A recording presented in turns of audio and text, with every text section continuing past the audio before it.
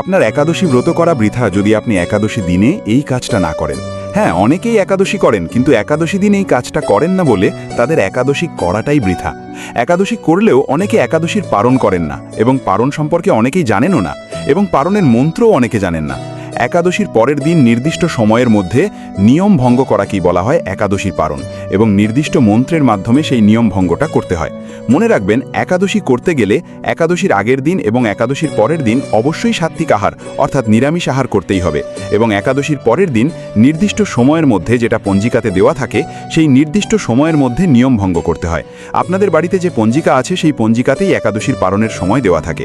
কিন্তু পালন করবেন কিভাবে? একাদশীর পরের দিন ব্রহ্ম মুহূর্তে বা খুব সকাল সকাল ঘুম থেকে উঠে স্নান করে আপনি মন্দিরে যাবেন। ভগবানকে আপনি যদি পারেন ওই নির্দিষ্ট সময়ের মধ্যে, যে সময়ের মধ্যে পালন করতে হবে বলে পঞ্জিকায় দেওয়া রয়েছে, সেই সময়ের মধ্যে ভগবানকে অন্ন ভোগ রন্ধন করে সেই ভোগের প্রসাদ পেয়ে আপনি নিয়ম ভঙ্গ করতে পারেন। তা যদি না পারেন, তাহলে ভগবানকে ফলমূল নিবেদন করে সেই প্রসাদ পেয়ে পরে ওই নির্দিষ্ট সময়ের মধ্যে অন্ন প্রসাদ পেয়ে আপনি নিয়ম ভঙ্গ করতে পারেন।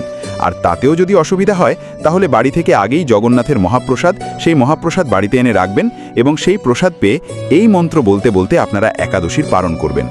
একাদশীর পালন মন্ত্র: অজ্ঞান তিমিরান্ধস্য ব্রতে নানেন কেশব প্রসীদ সুমুখ নাথ জ্ঞান দৃষ্টি প্রদ ভব। এবং পালন করার মাধ্যমে আপনার ব্রতটা সম্পূর্ণ হবে। একাদশী সংকল্প মন্ত্র যদি পেতে চান তাহলে অবশ্যই কমেন্ট করে জানাবেন। আর এই ভিডিওটা শেয়ার করে সেভ করে রাখুন, যাতে পরে ভুলে না যান। আর এই ধরনের ভিডিও পেতে অবশ্যই আমাদের ফলো করে পাশে থাকুন। জয় জগন্নাথ।